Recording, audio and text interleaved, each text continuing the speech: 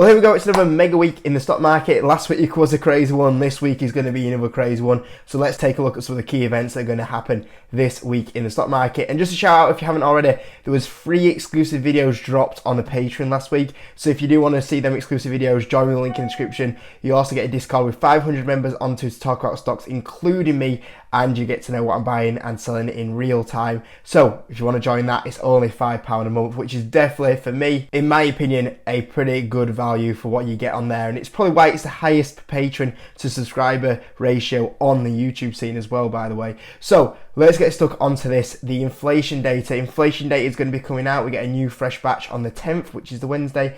And at the moment, the actual forecast is to be flat. Inflation is actually going to be flat, or forecast to be flat, for the month of April. Now, there's not too much of a surprise here, because when you look at it, we went from 6.4 to 6 all the way down to 5. We did have a big jump last month, so that's obviously going to have some pullback. And also, we had a massive beat last month, so not too much of a surprise there that it's going to be a little bit of a slower month for this time around. And also, when you look at what happened through the month of April, actual oil prices went a little bit crazy, as you can see here, the highest it's been for a long time. Now, since then, it has started to recover it all and go back down in May time, but a lot of that was to do with the oil surge and the cut in output. Obviously, that increased prices because obviously a few people wanted to combat the lower oil prices. So that's going to cause some big headwinds through the month of April, but we should be okay by the time we get through the May's inflation data. And I like to look at, personally, true inflation data, and I track that as well, probably once a week. And I actually saw the little bump up that was going through March and April, as you can see here, back up to the 4% range. So I was thinking that we're going to be in for a bit of a bump up this month. And if we're flat, that's actually not too bad, considering how much true inflation actually did go up during the month of April. And you can see here that we're back down again now. So we're back at the year-to-date low of 3.86% according to true inflation. So we should be okay by the time we get around to next month. And you can see here we're getting very close now to that 2% range that the Fed are targeting for. And I'll also say that it will be very impressive if we do come in the 4% range still. That'd be very good if we do get the 4% range and we still beat expectations and do start still moving lower. The only thing that you might see a few people, or the media in general, if this comes in at 5.1 or 2%, and it's a bit higher than expected, don't be too surprised if the media make a big deal of that, going, oh, for the first time since June time, inflation has gone back up again. The media will love that, and they will love to create a lot of fear. The bears will love that, and they will try and drag the market down. So do be careful of that if that is the situation that does happen. Anyway, that's the inflation data. This week, earnings. So big week for earnings once again. This is just that's on this list, but there's a lot of companies that are reporting that aren't on this list, but I'm just going to use this list as a few stocks to talk about, the most anticipated earnings that are coming out this week. So on the Monday, not really anything that I'm particularly bothered about on the open, maybe Tyson Foods. After the close, though, it's a busy Monday, so we've got the likes of PayPal. PayPal is obviously a stock that I've been building up into a big position recently. My expectations is they will do okay on earnings. The reason why is, if you look at a lot of the financials that have been coming out of earnings, if you look at Visa, SoFi, Square, all of them have been coming out with quite strong earnings in this industry, so I would expect PayPal to do the same. And if you actually look at PayPal's Q4 was actually really good for PayPal. The only reason why the stock didn't go up on Q4 is because they said that there was going to be a CEO change in the next 12 months. And I think that kind of gave away any of the gains that we could have potentially had with PayPal. So I would expect, without that news of the CEO leaving this time around, we should see PayPal actually do okay. And if you actually look at the earnings, I mean, the forecast for 7% year-over-year growth, if you look at the average estimate, 1.1 on the EPS compared to a year ago of 0.88.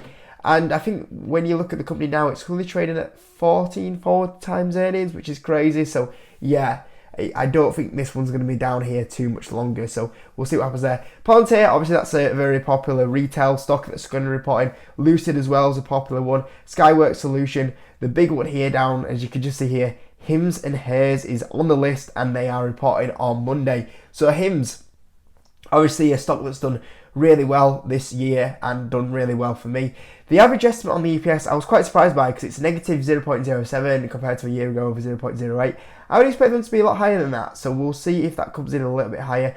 The average estimate is for 76% year over year revenue growth, Same again, we would probably expect them to be a bit stronger than that, and the key thing is what they give for the guidance. Obviously, guidance is currently expected to be 43% year-over-year growth. If they come in with another year of 70-80% revenue growth, obviously that's going to be absolutely crazy, and I think that if we do see them put in them sort of levels of growth again and hopefully start driving more towards profitability. We saw them hit adjusted EBITDA profitability last year, but obviously if we drive to profitability now, we could be talking easily Hibs pushing towards $15-20 by the year end, which would be really good to see. So we'll see how that is doing. We'll have to wait a few hours. On the Tuesday, we've got Nikola. I can't believe they're still going.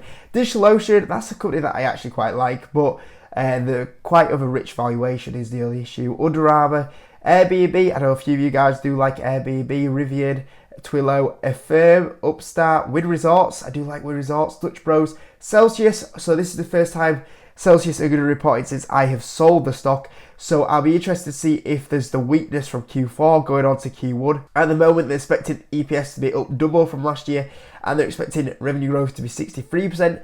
So we'll see what happens. I'm obviously still happy that obviously this is a stock that I sold, I think at the peak for like 80-90% profit, and then obviously the last chunk was like 45% profit. So another good performer for us. But yeah, it would help if I'm actually on Celsius here. So yeah, Celsius. So obviously I'll see what goes on there. If they bring out strong earnings, then it is what it is. But if there's a little bit of weakness here at the valuation it's at, I'm sure that stock will drop. So I'll keep an eye on that one and see what's going on there. We've got Roblox reporting on the Wednesday. Walt Disney, Trade, obviously a shareholder of Walt Disney, Trade Desk, Unity, Beyond Meat, Robinhood. So Beyond Meat is obviously that one that I own, and Beyond Meat is a stock, an example of how fast some stocks can deteriorate. I remember buying Beyond Meat in 2021, in the summer of 2021, and the revenues was 32% year over year. The food service, that was hot, increasing 218% as it started opening up. And you're thinking the more they're opening up, the deals they were signing at the time, KFC, Yum Brands, you were looking at the potential Pepsi deal that were coming in. Really good growth year over year. Gross profit, so much good amounts of gross profit, gross margins of 31%. Net loss was obviously with the world losing money still, but adjusted EBITDA was nearly positive. You're thinking, okay, if they just keep control of the margins, the growth keeps coming back, this is going to do very well from here. Especially when you factor in a Pepsi deal, and oh my days, talk about taking deals on, destroying your company, mismanagement. It's a prime example of a company that self-destructed in a year, and it shows you. It's a prime example of how quick it can go south for a company. 1 year it took for that company to go south from that earnings report. And so we'll see what they go on there. Obviously, I still like the product. I actually had the product the other day for tea. But even though the product I still think is good, they've still got a lot of issues inside the company with margins, for example. So yeah, we'll see what happens there. JD.com, I like JD.com, buying that one. It was a stock that I remember taking, I think it was like 400% return on JD.com. Like, that's absolutely crazy. Like, I think sometimes people forget, like, the history of what's been on here for gains taken. Like, I remember selling JD.com for 400% gain. And since then, I think I ended up selling off about half my position, and now it's come back to attractive levels, and I've been averaging up a little bit on JD.com, so we'll see what happens with their earnings. Fiverr, we talked about that one not too long ago. I do like the business, but I don't like the stock. That's the issue with that one. Yeti reporting, Tapestry on the close, not too much that I'm bothered about, and on the Friday, same again, not too much that I'm bothered about on the Friday here anyway. So that's all the companies that are on this anticipated earnings reporting. There's a few more that aren't on this list that I own, but I thought I'd just cover these ones, and also the key thing about the inflation data that's coming up. So hope you're ready. Hope it's going to be another busy one, and as always, if you could smash that like button, that's absolutely amazing, and I'll catch you in a bit.